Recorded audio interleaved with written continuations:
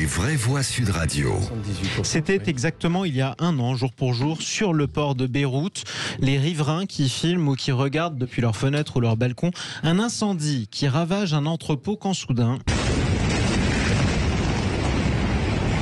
Explosion spectaculaire, filmée sous tous les angles. Donc j'attendais devant la boutique, puis là j'ai senti une première secousse. Je ne l'ai pas vécu comme une explosion la première, mais plus comme une secousse, un tremblement et un bruit sourd. Du coup, je crois que je me suis relevée, puis là il y a eu vraiment une énorme explosion. En fait, j'avais l'impression qu'il y avait une bombe qui était tombée à 100 mètres de moi, quoi. C'était énorme. Je pense que j'en ai été un peu soufflée. Je ne me souviens plus si j'ai trébuché ou pas. Et puis là, tout s'est mis à sonner, toutes les vitres ont éclaté. Témoignage de cette habitante de Beyrouth qui était parmi les milliers de blessés. Il y en aura eu en tout, gravement pour le coup, 6500 blessés. Il y aura eu 214 morts. La catastrophe de trop dans un pays en complète faillite. La France et l'ONU qui vont organiser une nouvelle conférence internationale pour apporter une aide humanitaire d'urgence aux plus démunis. C'est un an après le drame et l'explosion. On en est encore là à apporter de l'aide pour les démunis et les victimes collatérales de cette explosion. Question qu'on vous pose sur Twitter, est-ce que la France a encore les moyens d'aider le Liban? Vous votez, vous nous appelez 0826 300 300. Morad Aïtabouche. On a les moyens dans la mesure où Emmanuel Macron a décidé de débloquer 100 millions d'euros d'aide d'urgence, donc ça veut dire qu'on a encore les moyens. Il espérait 350 millions d'euros de l'Europe, visiblement on en est loin, mais ce qui m'ennuie un tout petit peu dans la manière dont il procède, donc pour cette aide, c'est qu'il la conditionne quasiment en disant « il faut que ». Il faut quoi? Il faut qu'il y ait un gouvernement, que le Premier ministre qui a été nommé, Najib Mikati, nomme et forme un gouvernement. Moi, j'aurais été plutôt à obliger les autorités libanaises à trouver les coupables.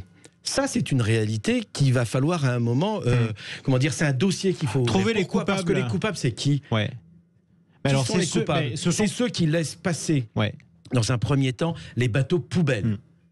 Quand on les accepte dans un port, qu'ensuite on les entrepose comme ça a été le cas dans le port de Beyrouth, et qu'ensuite, alors qu'on sait pertinemment que c'est des matières dangereuses, que ça explose et que ça provoque ce que ça a provoqué, c'est-à-dire un pays qui était déjà à l'agonie, qui là est en train de mourir, très franchement, moi je trouve anormal qu'il n'y ait pas une enquête et qu'il n'y ait pas de coupables. Il y en a une qui est menée, mais pour l'instant on les a pas trouvés. On peut rappeler d'ailleurs, Morad... Non, il n'y a pas de responsables qui ont été pointés du doigt. Or, on les connaît, les responsables.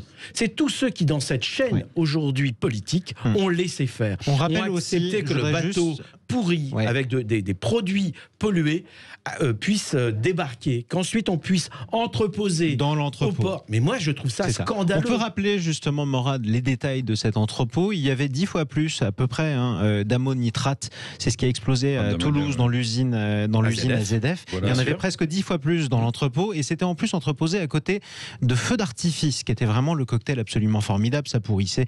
Bref, donc il y a des irresponsables qui sont bien coupables. Donc ça, en tout cas, oui, et ça, c'est pas forcément Emmanuel Macron qui puisse le faire. 0826 300 300.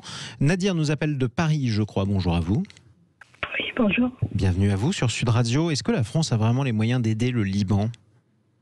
Je pense que si on parle d'aide financière, d'argent, je pense que malheureusement, c'est très compliqué. Puisqu'il faut aussi qu'on garde, déjà qu'on envisage notre avenir. Mais par contre, peut-être avec des partenariats, peut-être avec des actions de collaboration. Avec d'autres pays étrangers, pourquoi pas, par exemple. D'autres pays, C'est en tout cas ce qui a été engagé par Emmanuel Macron, qui se démène, ça pour le coup, sans résultat, il faut bien le dire aussi, avec la Russie, avec les États-Unis, avec tous les pays. L'Allemagne donne 25 millions d'euros, oui, voilà, c'est ça. Donne 5,5 millions d'euros. Enfin, vous pouvez donner quelques millions d'euros, c'est pas comme ça que vous changez un gouvernement ou un système politique complètement pourri. Jean-Luc Benamias. Le Liban est en crise, l'État libanais est en crise depuis maintenant près de 30 ans. Qui gouverne le Liban? Entre les chrétiens, les sunnites, les chiites, l'Iran d'un côté, la crise syrienne, je ne vous apprends rien. On est en pleine période de crise. Donc on pourra mettre, et 100 millions, c'est très bien, la France met 100 millions, parfait. C'est anecdotique, malheureusement, je m'excuse par rapport à la crise libanaise. C'est bien que la France le fasse. Quel est le poids de la France par rapport à tout ça? Au niveau du règlement diplomatique et au niveau sanitaire, extrêmement faible. Soit on est capable d'avoir une position déjà solide, unitaire et unique au niveau de l'Union européenne, ça n'est pas le cas. Et dans ce cadre-là, on fait ce qu'on peut. On ne peut pas reprocher à Emmanuel Macron d'essayer de le faire, mais je pense qu'il est seul par rapport à tout ça. L'ONU, excusez-moi de le dire, mais l'ONU aujourd'hui, c'est utile. Mais quel pouvoir a l'ONU sur les grands de ce monde, sur la Russie? Elle a toujours des soldats au Liban, l'ONU.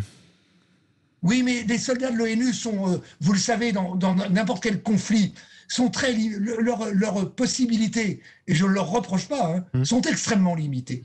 Ils ne peuvent agir que s'il n'y a pas de combat. S'il y a combat, ils ne peuvent plus agir. Et donc, dans ce cadre-là, leur faisabilité est extrêmement faible. Globalement, tant que ce que je dis là, c'est simple et à la fois c'est d'une complexité absolue. Tant qu'on n'aura pas réglé le problème du pouvoir et des pouvoirs, de la réglementation des pouvoirs entre les différentes factions dont j'ai parlé tout à l'heure, rien ne sera réglé au Liban. C'est dommage, parce que ce pays n'est pas un pays pauvre. Non, et il ne l'a pas toujours été, surtout Jean-Paul Hamon. Non, ça a été un pays. Moi, j'ai fait mes études en même temps que des médecins libanais qui étaient à Nantes. C'était avant la guerre. Et c'était avant la guerre des 6 jours. Et ils décrivaient leur pays comme un paradis. D'ailleurs, le Liban était la Suisse des pays arabes. Les gens déposaient leur argent là. C'était des gens où les communautés donnaient l'exemple justement de tolérance et de vivre ensemble. Mais quand ils ont vu la guerre des 6 jours, là ils m'ont dit pour nous c'est fini, quoi. Et ils ont compris que pour eux le Liban n'allait plus être un paradis. Que l'équilibre serait rompu. Et l'équilibre était rompu, que les communautés, à partir du moment où on a armé les communautés, ça a été la guerre et ça a été la destruction progressive du Liban. La France vit au-dessus de ses moyens, clairement. On pense encore qu'on est encore après la guerre de 14, quand la France avait le mandat sur le Liban. Il y a des liens forts avec le Liban, parce qu'au Liban, tout le monde parle français. Presque tout le monde parle français. Et il y a un lien très fort, mais malheureusement, on ne peut pas vivre au-dessus de nos moyens. C'est pas nous qui avons les moyens. Continuer à vivre Ce sera le mot de la fin, Morad Aïtabouche. Il y a un souffle. On ne l'entend plus, malheureusement. Mais la population est descendue dans la rue. Pour la première fois, la population et les communautés elles-mêmes ont remis en question leur leader. La population chiite a remis en question ses élites chiites. Pareil pour les chrétiens. C'est exceptionnel ce qui s'est passé au Liban. Il y a eu vraiment un souffle, il y a eu quelque chose qui pouvait nous laisser espérer que ce pays pouvait renaître de ses cendres. Aujourd'hui, malheureusement, avec ce qui s'est passé, je veux dire, malheureusement, il y a une urgence. L'urgence, c'est quoi? C'est reconstruire Beyrouth, qui avait été déjà reconstruit après la guerre. Enfin bon, il y en a eu plusieurs. Mais c'est pour ça que je dis qu'il faut redonner la parole aux populations qui, elles, veulent du vivre ensemble. Veulent vivre ensemble. Et qu'est-ce qui gangrène aujourd'hui ce pays? Ce sont ces élites, ces communautés qui n'arrivent pas à s'entendre. Mais pour le coup, ils la prennent, la parole. Les manifestations, oui, on les entend pas prendre la parole, c'est autre chose. Enfin, on peut prendre la parole et être entendu. Être entendu, c'est ce qui est le plus important aujourd'hui. Il y en a à Beyrouth depuis à peu près un an. La dénonciation de la classe politique, elle existe, elle se crée. C'est nouveau, depuis un an, c'est nouveau. Oui, sauf que ça n'a pas bougé. Il n'y a toujours pas de gouvernement, Il n'y a toujours pas de gouvernement. Donc le souffle peut-être, mais il ne fait pas bouger le mur. Il peut faire bouger le mur, encore une fois, moi je crois beaucoup, même si on le sait, par le passé, les révolutions se sont toujours produites avec un minimum de gens, et les révolutions arabes, c'est peut-être ça. On voit ce qui se passe en Algérie, en Tunisie et ailleurs. Il y a eu un vrai mouvement populaire, malheureusement, qui n'a abouti nulle part. Et c'est ça qui est terrible. Et là encore, au Liban, il y a ce souffle. Il y a vraiment cette envie de changer ce monde et surtout ces élites qui aujourd'hui gangrènent le pays encore. Quoi. Et ces élites qui sont celles qui ont gagné la guerre ou qui l'ont perdue, mais c'est toujours les mêmes depuis la guerre au Liban. Vous posez la question, chers amis, est-ce que la France a encore les moyens d'aider le Liban? Sur le Twitter de Sud Radio, vous êtes pessimiste, beaucoup plus que Morad. Vous répondez non à 89% d'entre vous. Chers amis, on va essayer de surmonter le moral. Il y a aussi des belles choses qui se passent, il y a des choses drôles qui arrivent en France. Dans un instant, on va jouer au roi de l'info avec Victor Richner. À tout de suite.